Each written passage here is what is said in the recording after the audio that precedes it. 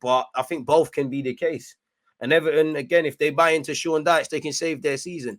We will beat Brentford with Trossard and go on the attack against City. Hopefully, man. We just need to keep going, really. There's nothing else we can really do in that regards, people. With that being said, should we see what's going on in relation to this Mitoma stuff and whatnot, people? So 33 on the clock. Let's see exactly what's going on. Let's click that because we've already seen that. Let's click that because we've seen that. Click that. Is there any other Arsenal stuff in the last hour? Still this Mitoma business. Big up Iwobi for expressing his love for us. Not that it means much. If you loved us, you would have scored an own goal yesterday. I'm joking, man. Of course, that's a myth. That's that. Sorry, folks. Just making sure everything makes sense. So, yeah, man. There's that. Pickford peed me off with his time wasting and the ref never. Bro, the ref's incompetent. And as much as what Everton were doing jarred me, we've done that and benefited. And that's I can't begrudge a team for doing the right things in it to waste time. I mean, we're always linked with Asensio. If you lot believe this at this time, people, I don't know. But it's an easy one to link with in relation to what's going on with his contract. But nonetheless, Arsenal set to open talks to sign Real Madrid star ahead of summer window. He missed a mad penalty the other day. Arsenal are set to open talks to sign Real Madrid attacking midfielder Marco Asensio ahead of the summer transfer window. Asensio is out of contract at the end of the season, meaning he's able to sign for a new club for free in the summer transfer window. Despite finding it difficult to break into the team on a regular basis at the start of the season, Asensio has managed to find himself getting more minutes as the season goes on. This season, Asensio has managed 2 goals and 3 assists in 14 La Liga appearances. According to the Daily Mirror, people, Arsenal are set to open talks to sign Asensio ahead of the summer transfer window. I'm sure he could ask us about life in London, but I can't see this happening really for the wages he'd come on, and he doesn't necessarily get into our best team. He missed a pen today as well. DG, do you think Edu's do you think Edu's system idea is a bit of, we have gone from looking at Caicedo to Jorginho, different types? I mean, I would have looked at it a lot differently had you have brought in a profile of Caicedo and then Jorginho. You say, you know what, this is the guy to grow in Moses' case. And then for obviously Jorginho, okay, this is a somewhat smart signing. I don't begrudge the signing of Jorginho. I think there's a lot to like about it. But for me, and again, I'm not going to criticize a team for having several targets and then not being able to get them and making something happen. But it's another transfer window where we've done all right, but there's always a lot more we could have done better. And obviously, where the top targets are concerned, we've not got them over the line because there's still a lot of question marks over midfield. You know, obviously, you could say we're stronger in midfield, but you could also say we're weaker. I agree with example of letting Lokonga go out on loan because he's not getting football. If Patrick can get a tune out of him, that's good for us, whether he's sold or stays at the club. But you could argue selfishly, he could have stayed to be a body because now El Nene's injured. On the face of it, El Nene, Granit, Partey, and now Jorginho, that should be enough to get through the season. But is it really? Couple injuries, bit of suspensions, all these things, there's problems. And for me, the profile, Xhaka can get stuck in. Partey has a lot more than just getting stuck in, but there's that physicality aspect. Not to the same degree, but El Nene's got that box-to-box nature. Either player's not involved or player comes off or player's not involved, we're in trouble. Jorginho plays that 6 row a lot different. So I think we're going to miss that composing figure. I think if things go wrong, we've shown we can react to setbacks, but we can still be overrun in the middle. Evidently, we still struggle to break down low blocks. That's a task for Arteta to help Edu recruit players that can do that sort of stuff. But also, I guess, tactically, because we struggle against that. We couldn't break down Everton. Everton put up more of a fight, clearly, than Newcastle, I feel, when we played them, but we couldn't break it down. As a team, everyone's got weaknesses. You know, you double up on Martinelli and Saka, half the job is done. You win the midfield battle. Cool, Arsenal's defenders can have the ball and play out from the back, but there's going to be next to no options. These are the issues. And you know we have them youthful naivety, so I'm not too sure on this Asensio links, but once again, been linked with him. I'm sure if you type in his name in United, a bunch of other clubs have as well. Allegedly, Declan Rice fee would blow British record out of the water if he leaves West Ham, says David Moyes, people. Declan Rice will demand a fee which will not just smash the British record, but blow it out of the water if he leaves West Ham, says David Moyes. I mean, he's going to say that. Probably has to be a bit more realistic, but it probably would be 80 to 100 million. He is contracted until 2024 with another option, people. Undoubtedly, Declan is going to be a top player. He'll be a British transfer record if he ever leaves West Ham. Could have done with him yesterday. what a signing he's been. And apparently he's got 18 months left. He's turned down several new deals. When asked if Rice's departure was inevitable, Moyes said, I hope it's not. I hope he sees his time here. To be fair, David Moyes, you can't convincingly say you're going to be there by the start of next season, really, even though I've got a lot of time for you people. There's a lot of talk about it. And when you see what's going on, what's going about for the prices, I think Declan will be blowing that out of the water. That's for sure when it comes around. It is what it is. This is the market now, as some of you know, people. From one midfielder to another, apparently, you know, there's some sound bites coming out with Lokonga. Apparently, Patrick Vieira said, and let's click this.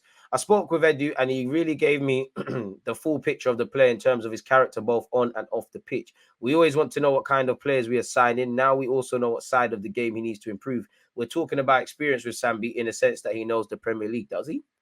He's got technical and he's got tactical and technical ability to improve our playing, and I still believe there's more to come from him. He's capable of running in behind and getting into the box. His mobility and strength will help us. So, dude, is that Vieira saying he sees him as more of a box-to-box number 8 than a 6? I don't know, but Vieira make him look like something close to you by the time he returns to London, Coley. So we'll have to see, people. He then went on to say, people, yeah, like he said, he's capable of running in behind, getting into the box. His mobility and strength will help us. What's important for him is to play more games. We'll give him that opportunity. And of course, he'll have to work hard to get that space. But he believes it was the right decision for the next step of his career. You obviously referred to Conor Gallagher. You saw what brought him, you know, what he's probably at Chelsea off the back of a solid loan. Didn't quite do that at Swansea or West Brom. Apparently, Onana's issued a passionate transfer message just weeks after Arsenal wanted him. You all saw him doing that after the game yesterday, people. Obviously, Onana was linked with Arsenal and Chelsea, and he was quality in that game. Absolutely quality. But what has he actually said? I ain't effing going nowhere. I'm effing here. Okay, keep doing that. Fair enough, Onana. Fair enough, lad. Apparently, Ben Jacobs has spoken on Declan Rice, allegedly, people, and he claims Declan Rice fee could be closer to 80 million. Arsenal are known admirers of West Ham. We know this. Specifically, what has he said? West Ham pretty resigned to losing Declan Rice this summer. Rice said at the World Cup he was envious of England teammates playing Champions League. Several Premier League clubs, including Arsenal and Chelsea, will try to sign him.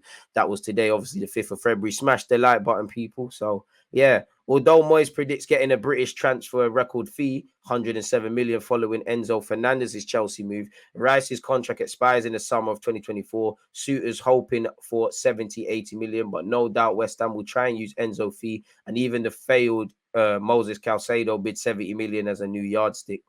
80 is fair.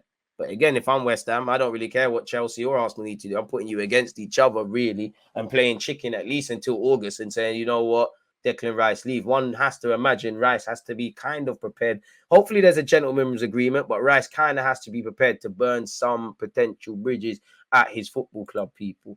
Allegedly, I don't know if you believe we're in for a Mitoma. I don't know if you believe that it will cost 35 million. God knows where this puts us in relations with our you know, with what happened with Moses Caicedo, and obviously Brighton, and rumours our relationship is damaged. Who cares for any of that? But for what it's worth, Arsenal lead race for Brighton sensation Mitoma, but will have to fork out 35 million in the summer. Once again, after obviously buying smart and reinvesting, and obviously selling Cucurella, Benjamin White, Basuma, probably missing out a couple of players for decent money. Trossard, they've got strong cash reserves. They've shown they're notoriously difficult to deal with. You know, Mitoma's just basically got his feet wet. They probably know Caicedo and McAllister will leave. So they're probably in no rush to let go of Mitoma. Have to see what's going on there. As you know, people, the 25-year-old is taking a unique route to becoming a Premier League ace, delaying signing a pro deal at his homeland club, Kawasaki Frontel, age 19. He instead went to university and wrote a thesis on dribbling. I mean, everyone should read it based on how he plays.